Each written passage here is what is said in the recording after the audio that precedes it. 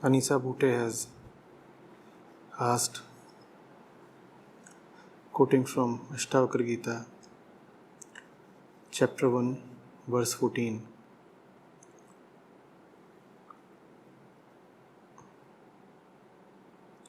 O son,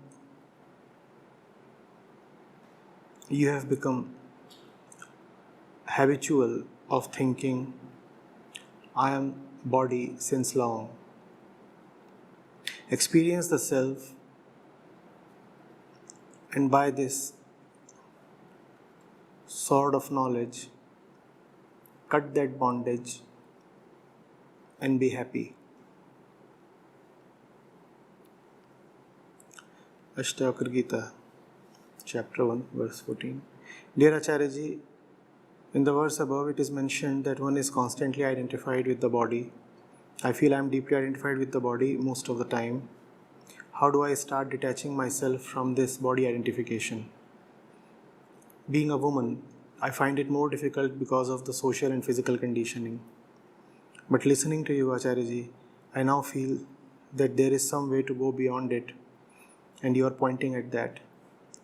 I am unable to see it clearly, but I don't know why I still have faith that surely there is a way. Kindly guide. The question is, how do I start detaching myself from the body? How to get rid of body identification?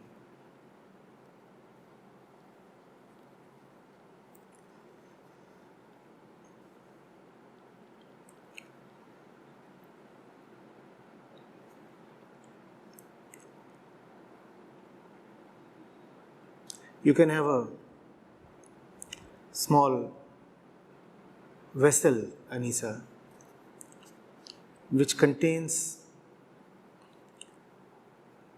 small pieces of many metals.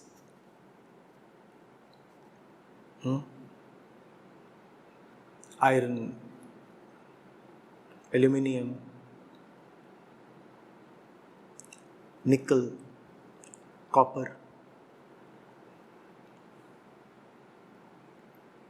And happily they go together.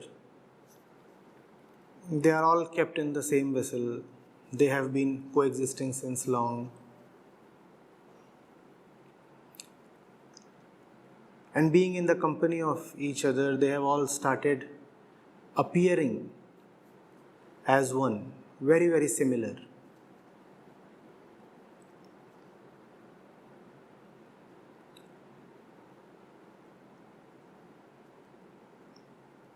But what happens when you just bring a strong magnet near that vessel? It is then that the iron pieces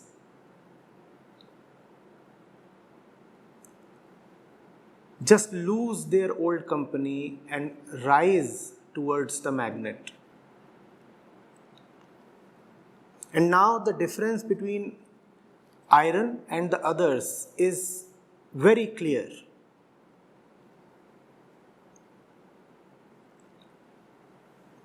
There is no similarity at all. One has a love for magnet, the others do not have.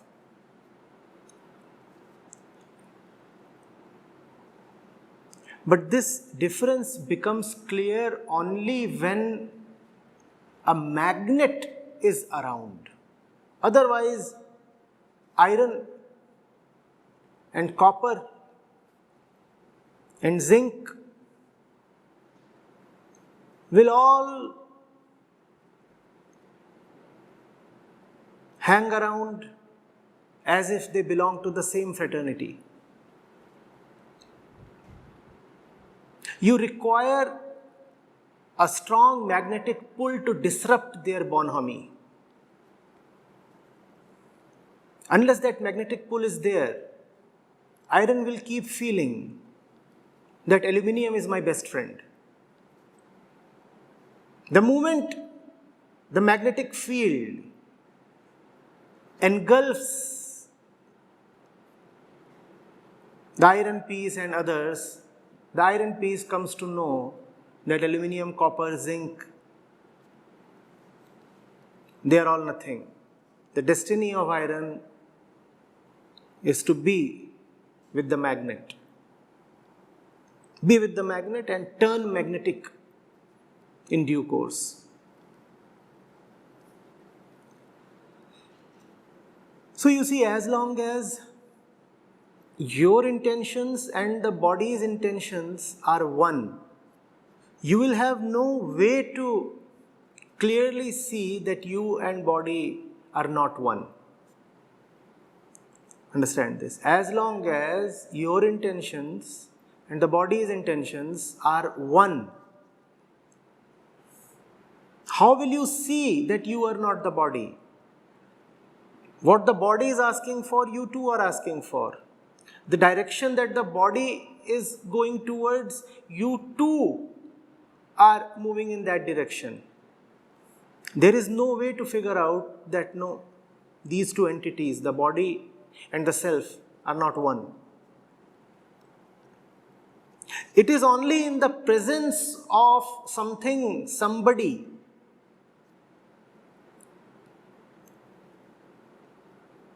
who appeals to the body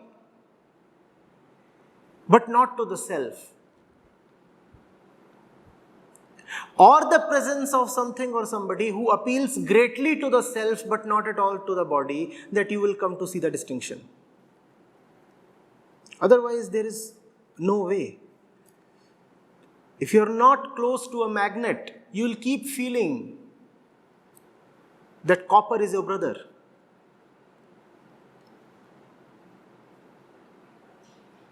The magnet is the test. The magnets is the disruptive presence.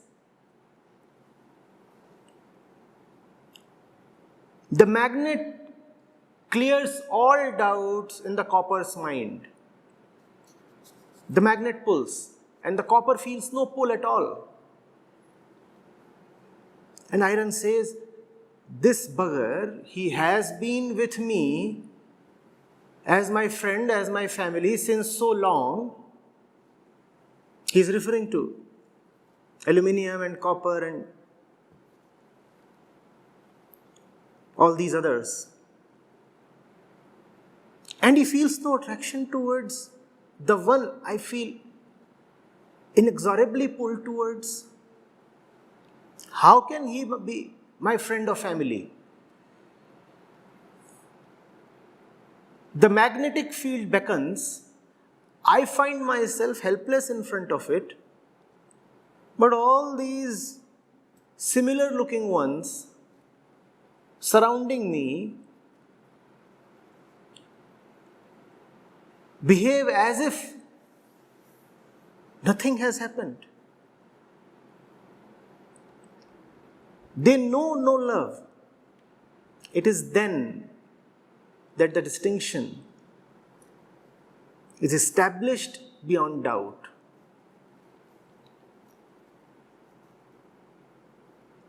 Getting it?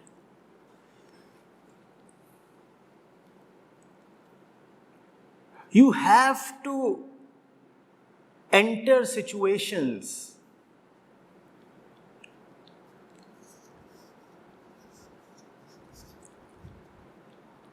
that test the two of you, the body and the I sense, the self.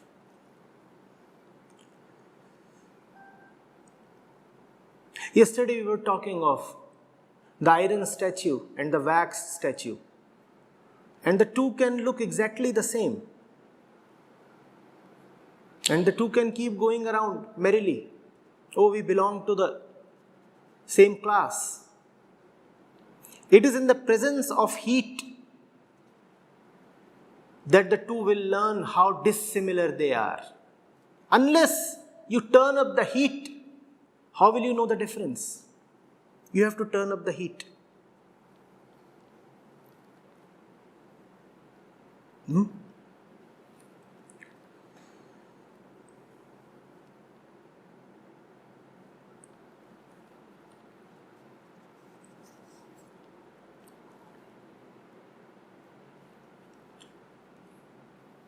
You see, you can have, again, an iron piece and a nickel piece.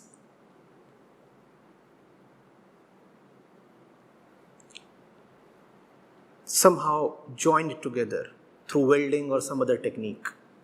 A little iron cuboid and a copper or aluminium or nickel cuboid of the same shape, same dimensions, and you can put them together. And the two will stay together.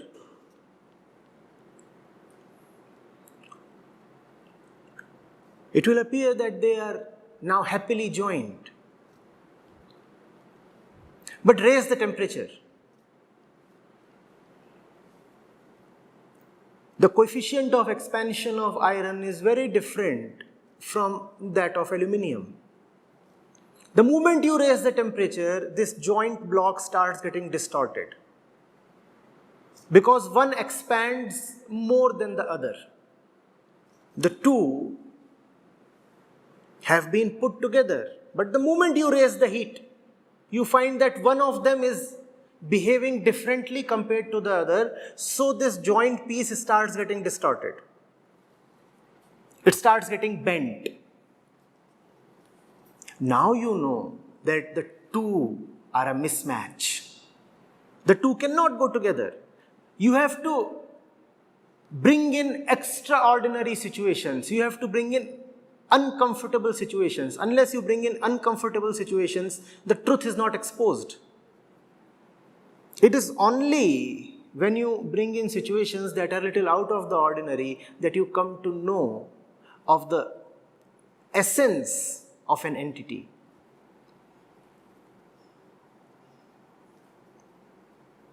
So as long as the body wants food and you say, I too want food, there would be good peace, nice camaraderie. Body says, I want sleep, and you say, I too want sleep.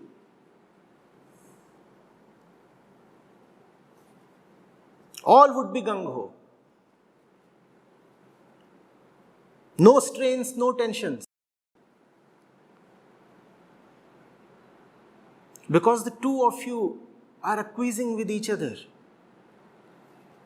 There is no divergence in objectives. But let the body say, I want food. And you utter in the same moment, I want freedom. And then you see what happens. That is the moment when you will realize you and the body are not one. The body will suddenly become your enemy. And that is the way to assess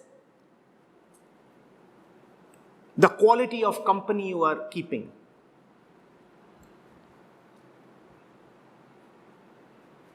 You start asking for something that is a little extraordinary. And then you will realize how your partner, your friend, immediately refuses to keep pace with you. Body says food. You say, I too want food. Happy friendship. Your partner says sex. You say, I too want sex. Happy friendship. But body says, I want food. You say, I want freedom. And then you see how there is a breakup. And then you will realize you are not the body. For that to happen, I said you have to first of all put yourself in a strong magnetic field. You have to start asking for freedom. You have to put yourself in a situation where love calls you. And then you will realize that that which you love, this associate of yours called the body, does not love at all. You love freedom, the body does not. In fact, the more you move towards freedom, the more the body cringes. The reason is simple. The more you are attached to the body, the better it is for the body's welfare. The more you move towards freedom, the more the body starts feeling neglected. It is a great misconception that the spiritual man, the God-loving man, will have a long life with good health. It is not so at all. In fact, the one who is very, very body-centric will have a long life with good health. Look at all the men and women who live absolutely body-identified lives. See how their skin glows. They are the ones who are going to live till 110. All the time they are doing nothing but caring for the body. They are taking care of every single vitamin, nutrient, mineral. Every 2 months they are going and getting a full body checkup. All the time they are just busy thinking about what to eat, what not to eat, and at what hour to eat, when to sleep, when to wake up, what kind of soap to use. They are the ones who will live till 110. The God-loving man will actually not live for too long. Well, some exceptions are there. That's okay.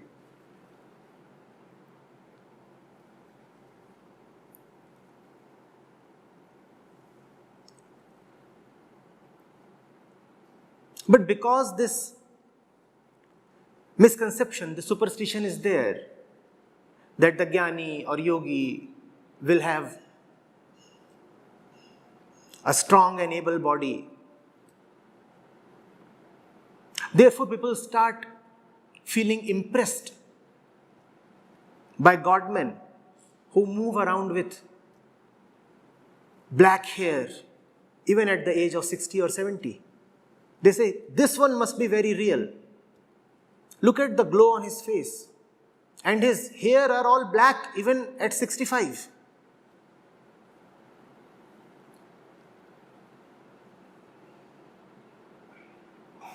If you take good care of hair, the hair will remain black. If you do nothing all day, but take care of oils and lotions and conditioners and all the toiletries and cosmetic stuff that is there in the market, obviously your skin will heavily glow like radium.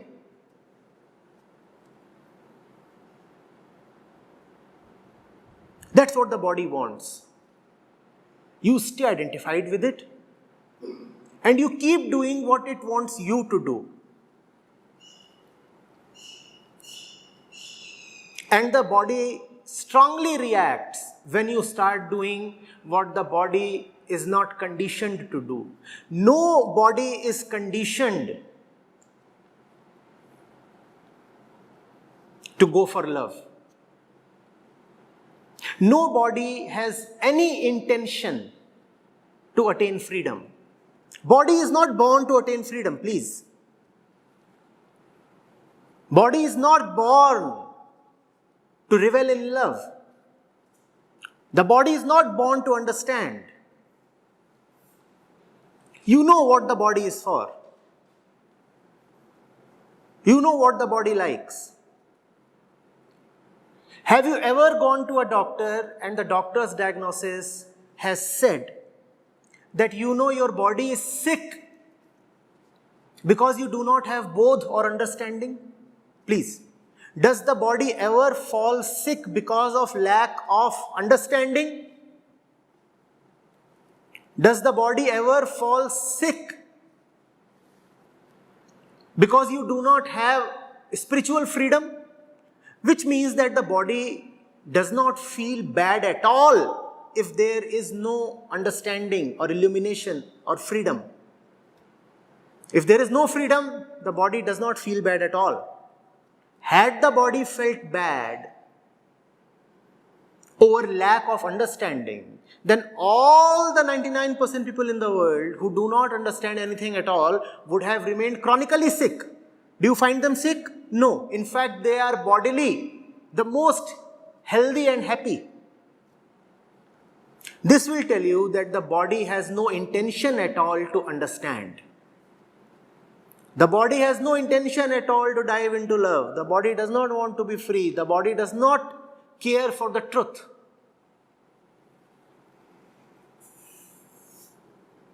In medical science, in hospitals, do they teach you that if you want to stay physically healthy, then you must have the truth? Is that what they teach you? No. To stay physically healthy, you do not need the truth. You need a lot of body centricity. Unfortunately, even spirituality today has become so body centric that all that is being taught in the name of spiritual welfare is bodily welfare. They are teaching you how to keep this organ fit, that organ fit, this kind of exercise, that kind of asana. That's all just body-centered activity. The body, I repeat, will live very happily till 110, even if you do not have the truth at all.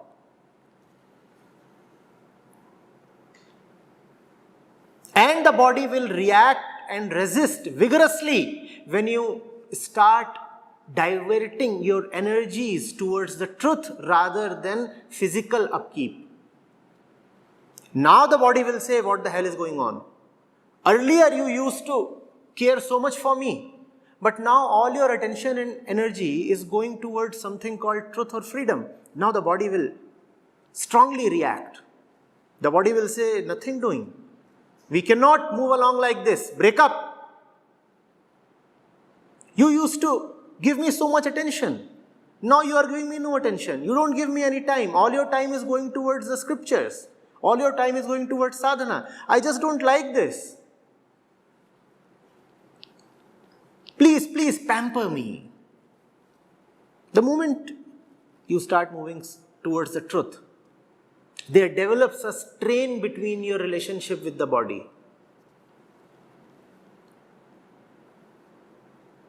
And then you know that you are not the body. That strain has to come. Unless that strain comes, you and body will be bedfellows. It is only the presence of truth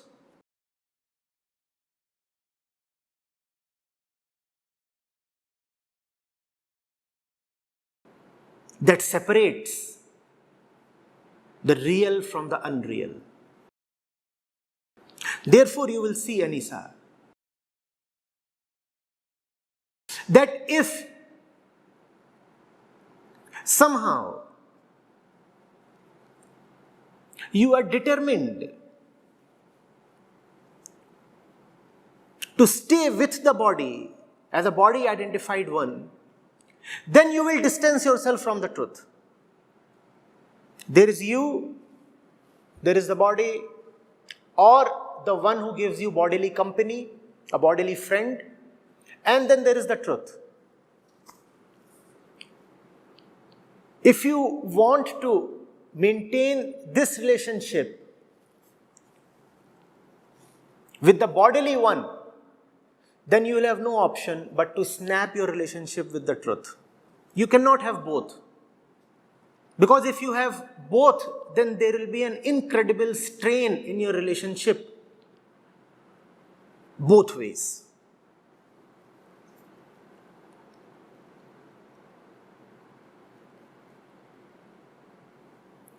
You really want to test your company, and the body is your first company. You know that, right?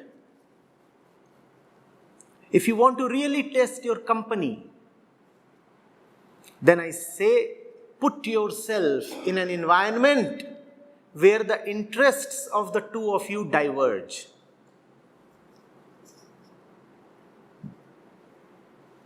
That's when you receive surprises, rather shocks. And it's often what you call as a heartbreaking surprise. Because you used to think the two of us are so alike. The two of us are made of the same clay. The two of us were to live and die together. Now what has this happened?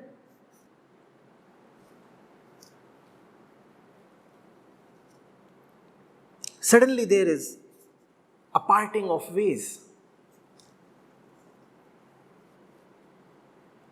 And I say, therefore, when you do not want the ways to part, often you try to not enter the field at all.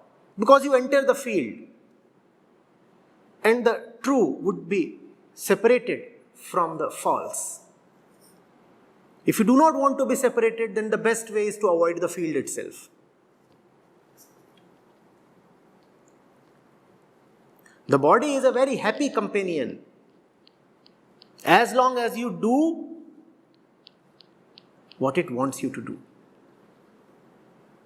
But the body is a very, very irate co-passenger when you have your own real and genuine agenda to follow. The body just does not like it. The body says, you better follow my agenda.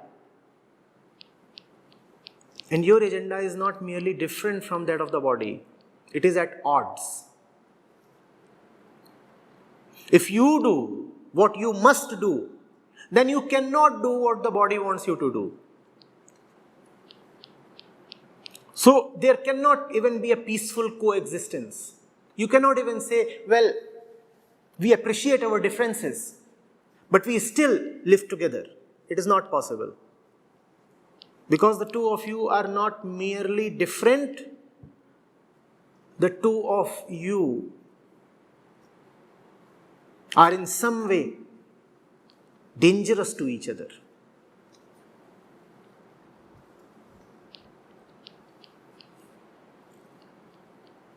And now you know why historically, traditionally, the world has both revered and reviled sannyas and spirituality. On one hand, the sannyasi has been given a lot of respect. On the other hand, the sannyasi has been an object of rebuke. He has been reviled as being impotent, unproductive, a mere burden.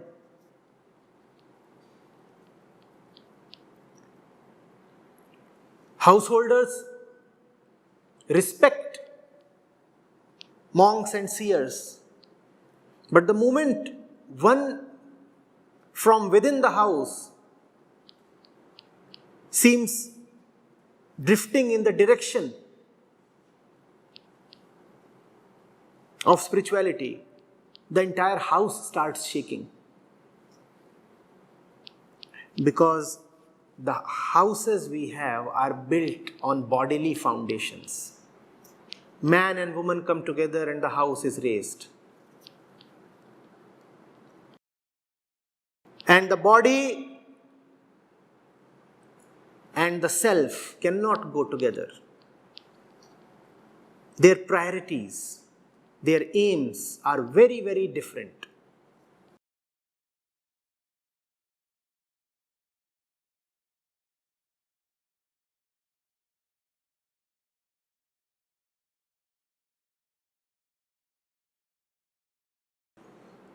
Are you getting it?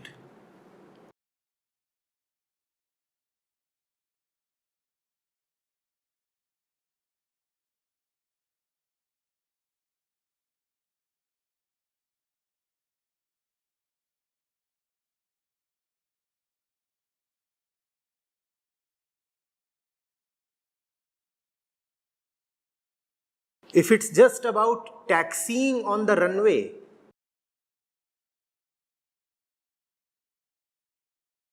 then the airplane and the pantry car can be very good friends. Both are moving side by side. Oh, there is just difference in their size. The pantry car is small, the jumbo jet is big. But they both are taxiing on the same plane, same level, same ground.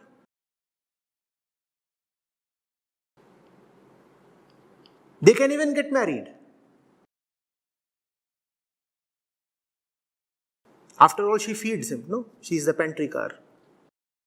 And he's big. He can take care of her. That's how marriages happen. Or the fuel car. Whatever. But the entire love affair is abruptly and cruelly jolted and shattered when the plane takes off.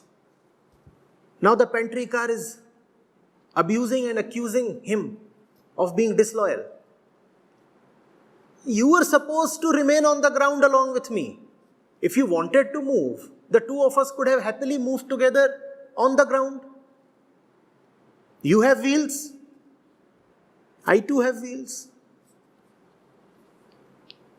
But as far as you are concerned, you not only have wheels, you also have wings. The body has just wheels. If you want to sacrifice your wings, then marry the pantry car. She will be very happy.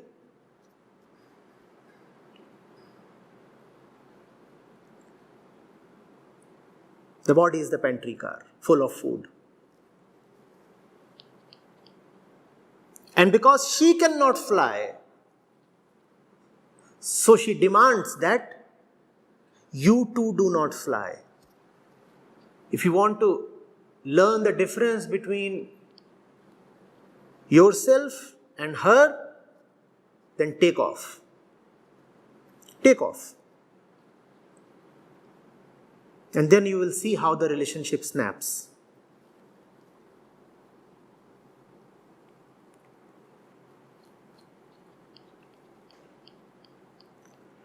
Try going towards a food plaza. The body will say, yo, I'm with you.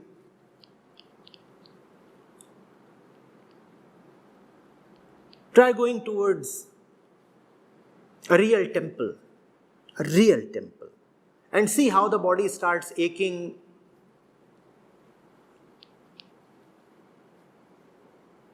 And feeling drowsy. And all kinds of things start happening in the body. She does not want you to go to there. What will she get if you come to know the truth? She will only get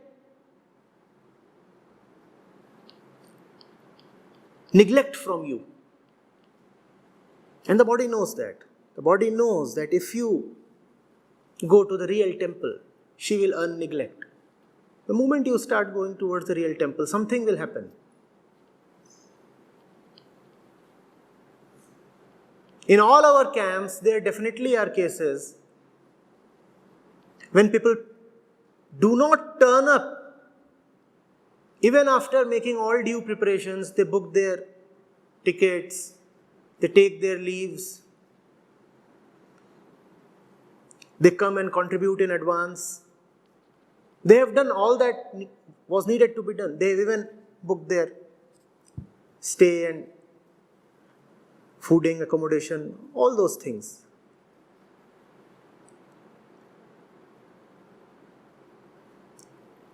On the eve of the camp, they suddenly develop diarrhea.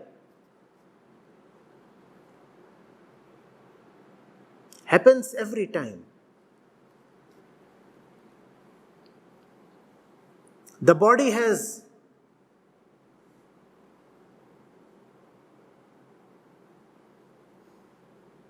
sensed something. Something very disastrous is going to happen. Please, let's stop it. And your entire system gets activated to prevent you from doing what you must. So there will be diarrhea, there will be strange waves and thoughts in the brain. The intestines and the brain are one, right? Both are parts of the body. The intestines will stop you by running diarrhea, and the brain will stop you by running thoughts. And you'll have all kinds of nonsense. You will come up with fantastic arguments. Am I qualified enough to go to the camp? I have not even done my post-graduation.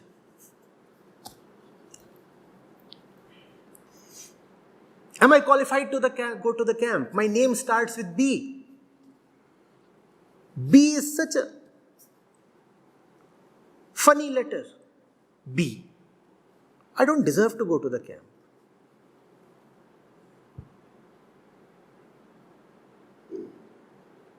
Or you'll have some other fantastic argument of your own. Once upon a time I used to have the right reasons to go to the camp. But now situations have changed. You see, so I will not come. It is not you, it is the body. And you don't even realize that. It's the intestines. It's the brain, it's the ovary and the testicles. It's they who is talking so loudly. It's not your argument, it's coming from there. The eggs are dancing and bouncing.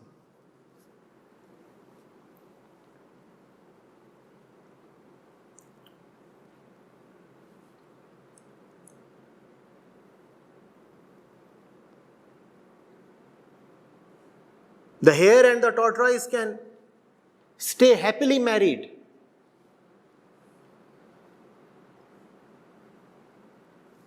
Till it comes to a point where it is seen that running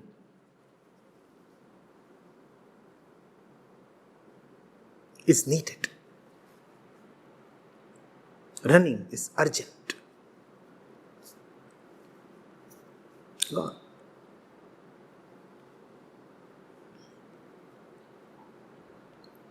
So, if you want to stay body identified, do what the body wants you to do. There will be no problem. If you want to test whether you really are the body, then do what you must do and face a lot of problems.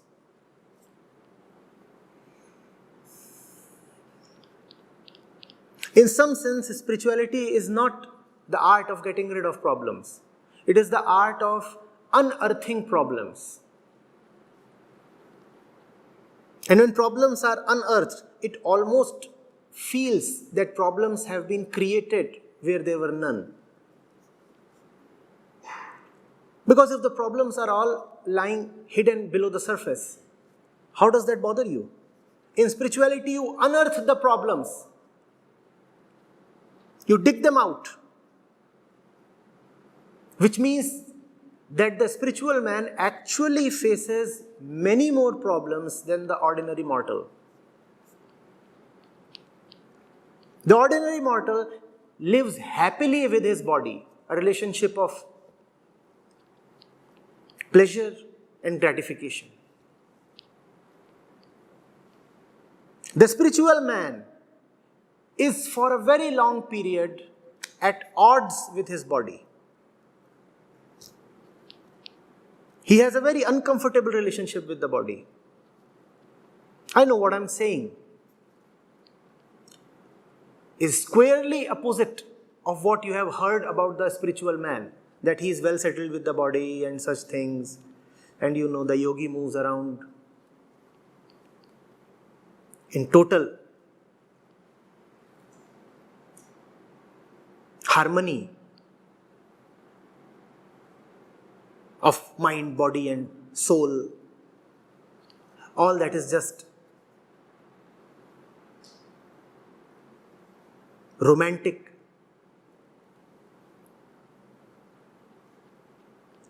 experientialism. Create an image of the yogi where he is, the personification of harmony.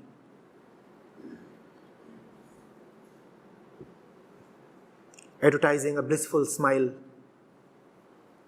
on his face, and obviously the hair are silky smooth.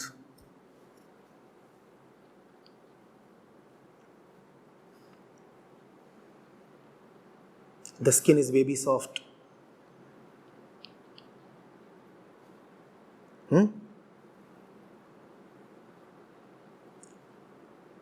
And he is full of all kinds of energies, even at the age of 75.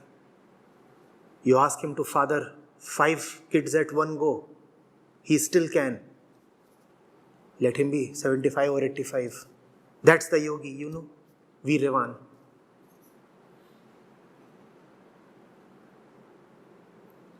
Sorry, sir, it doesn't quite happen that way. If you really want a stout body and long life and baby soft skin, then you should stay very, very far away from any kind of spirituality.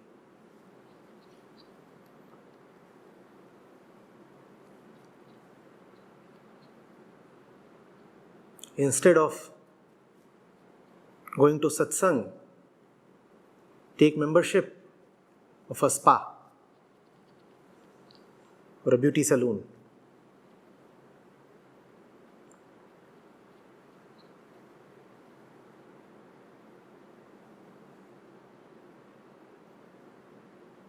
Or go to some commercial yoga shop.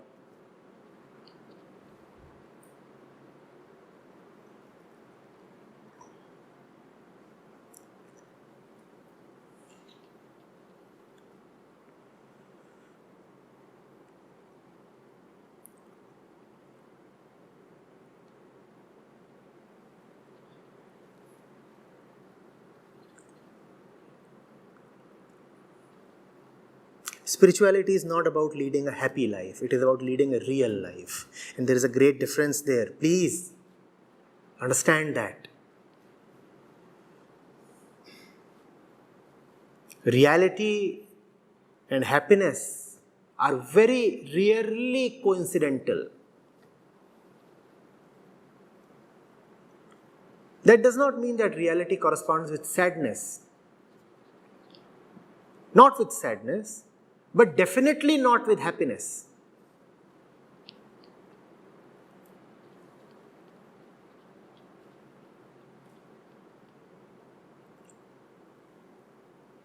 Does the spiritual man's body have to be definitely sick and frail? No, not that. By chance, it can be healthy and strong as well. But just by chance. He won't be aiming to have a healthy body. His aim is different. He is aiming to go beyond the stars. If the body remains healthy in the process, wonderful. If the healthy body is needed to go beyond the stars, he will give some attention to the body. Just because it is needed to fulfill his goal. But the body as such will not be his concern. He will use the body like a vehicle. The vehicle is important as long as it serves to take you to the destination. Only to that extent.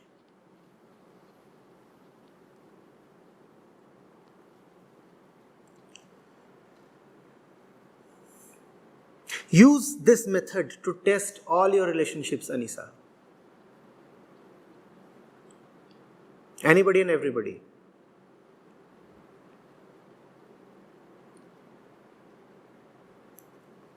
There would be people who would be coming over to you to talk a lot.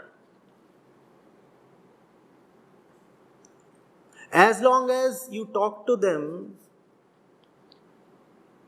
about things that they prefer, they'll stay put. Now, if you want to test the relationship, if you want to test the quality of your company, start talking real stuff with them. Or just block the body-centric stuff with them. Because sometimes people can tolerate spiritual stuff if it promises to bring you the body. The man can happily talk scriptures to the woman if he knows that after 2 hours of scripture talk, he will get her in the bed. So 2 hours of good, knowledgeable stuff is all right, if that would help me inch closer to her body. So do 2 things. One, start talking real stuff. Secondly, start blocking the nonsense. And then you will see who stays with you and who does not. Do both of these things concurrently, right? Start talking the real things. With all those you consider close to yourself, start talking real things. And start blocking all the unreal gossip. Don't participate in it. And then you will see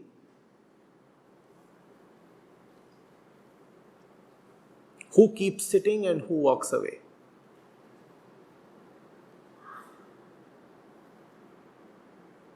But we don't apply this test. Somewhere we have a notion that in certain relationships, the real things need not be talked of. So when it comes to people you are intimate with, you just don't talk the real stuff. For example, you can talk about spirituality with some friend who is not very, very close to you, but you won't want to talk spirituality to your mother or to your father or to your wife. It is very strange. Even deeply spiritual people do not talk spirituality to their wives or to their husbands.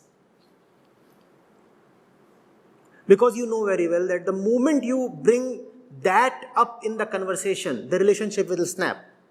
She will say, if this is what you have to talk about, then we can't go together. You talk to me on my terms. I want you to talk stuff that I prefer to listen to. I will decide the topics. Why don't you apply this test? All of you. Start talking real things with people who are in your vicinity. And simultaneously start blocking all the nonsense. The moment the fellow addresses you in a bodily way, block him. And there are many ways in which to provoke body sense in you. Nobody needs to formally say, I look at you as a body.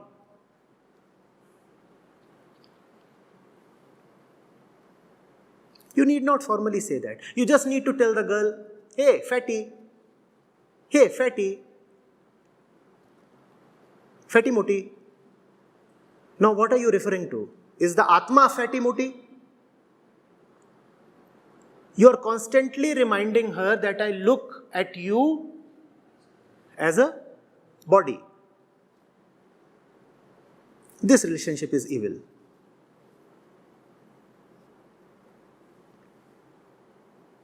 And you are quite smart. Even without directly saying that I am the body and I want to feast upon your body, you are constantly developing a body sense in the other by referring to the other in a bodily way.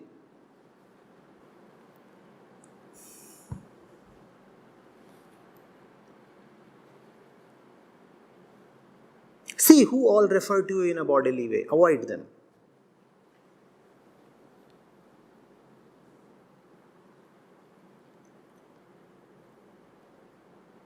Just see who all refer to you in a bodily way. Avoid them.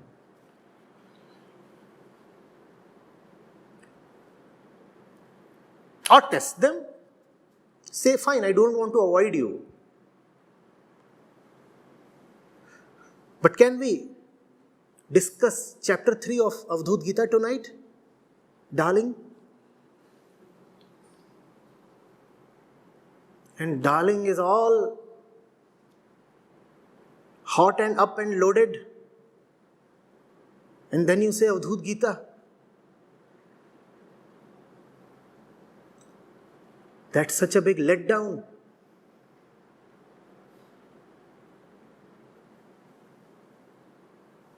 Darling is saying, cutie, what happened to you?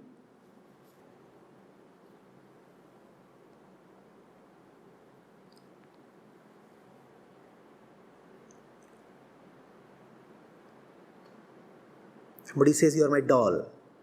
What is he saying? Huh?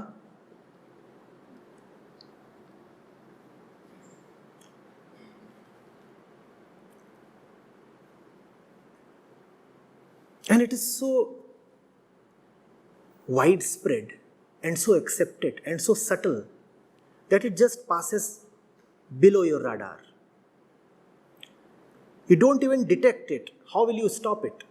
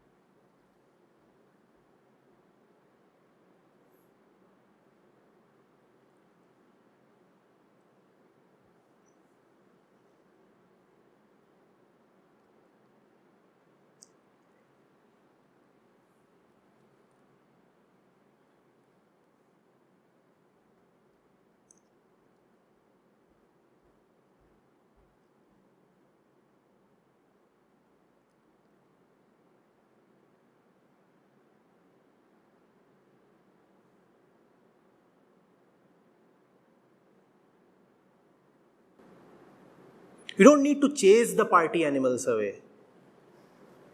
You only need to change the track.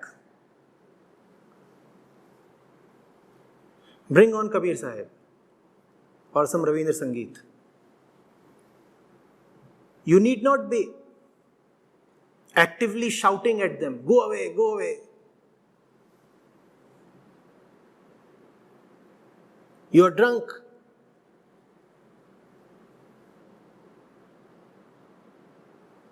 And you're dancing to all the wrong numbers. You don't need to do all this. Let the party continue. Just bring on the right kind of music. The party animals will disappear on their own. That's spirituality. Bringing on the right music. Spirituality does not mean that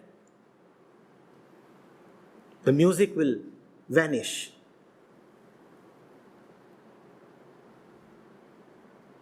It means now you are man enough to bring on the right music. And then, after all the animals have disappeared, if one or two beings still stay back, then they are worth it. They are the ones who deserve your company. Be with them. And if you don't find anybody who stays back, it's okay. You have the company of the music.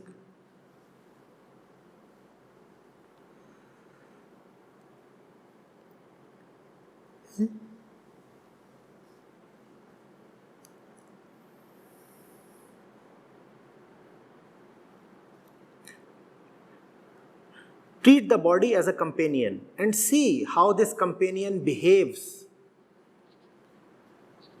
when you fulfill its demands and how it behaves when you do something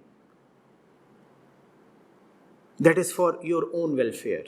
This companion is very, very selfish, very greedy. It cares only about itself. It has no respect for what you want to do and attain. The body is a really bad life partner. You have been saddled with someone who has no empathy, no understanding of who you are. It only knows its own interests, and it just won't compromise on them.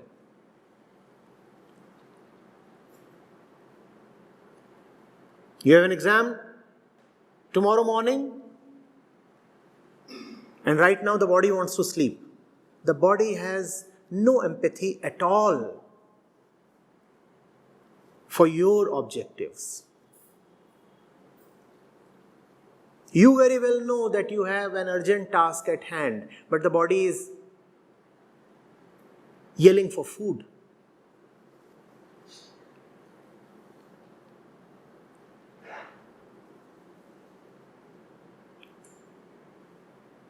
You very well know that the fellow in front of you is a teacher, but the body cannot stop looking at her as a sex object. And you're telling the body, she is not a sex object, she is my teacher. Body says, no, she is a great figure. The body has no respect for who you are.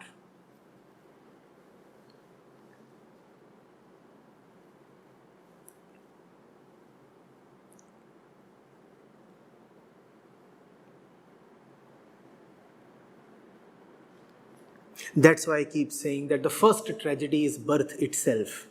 You are not born alone. You are born welded to the body. The two of you are born together.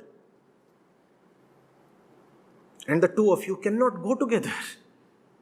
Born together but can't live together. But have to live together. Live together not in the sense of reaching a compromise. The two of you have to live together and one of you will rule. It cannot be, I repeat, a peaceful coexistence. It cannot be a harmonious thing. One of you has to prevail. Either you will live as the body or the body will have to surrender to your power. You will have to display your might to the body. You will have to conquer the body. If you cannot conquer the body will conquer you.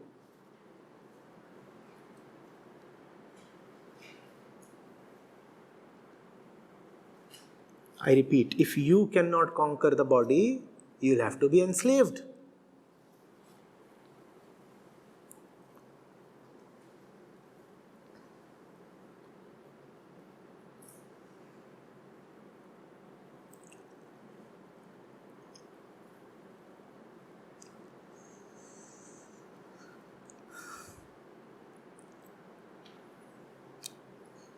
So forget all your notions of divine harmony between mind, body and soul. It's a war. And one and only one will win. Either you or the body. That which you call as the mind is not much more than the body. There is you, the conscious entity, and body, the conditioned one. It's a battle between consciousness and compulsive conditioning. One of them has to prevail, either your consciousness or the conditioning of the body.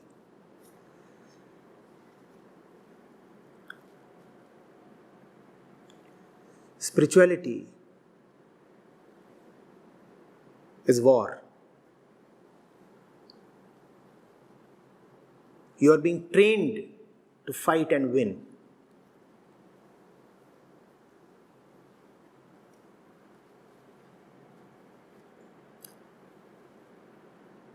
Neither can you abandon this battle, nor can you make peace with the enemy. The war has to be fought.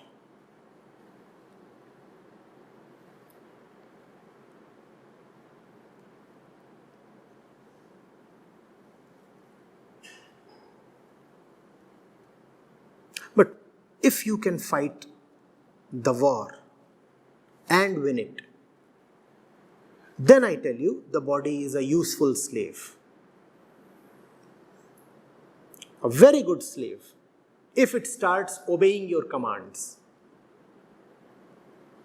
But you will have to domesticate it. Till the point you have not domesticated it, it's a wild threat.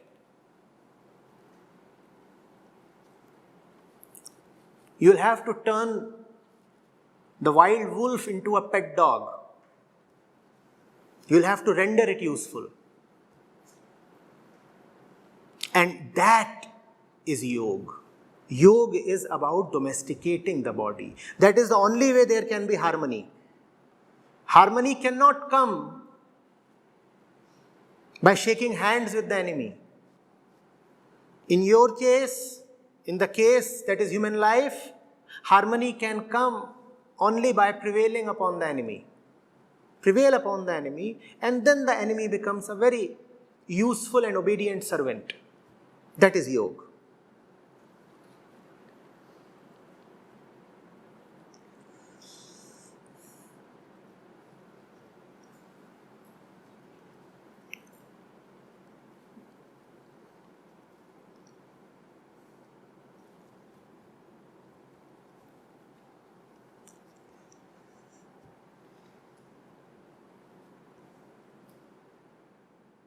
Go around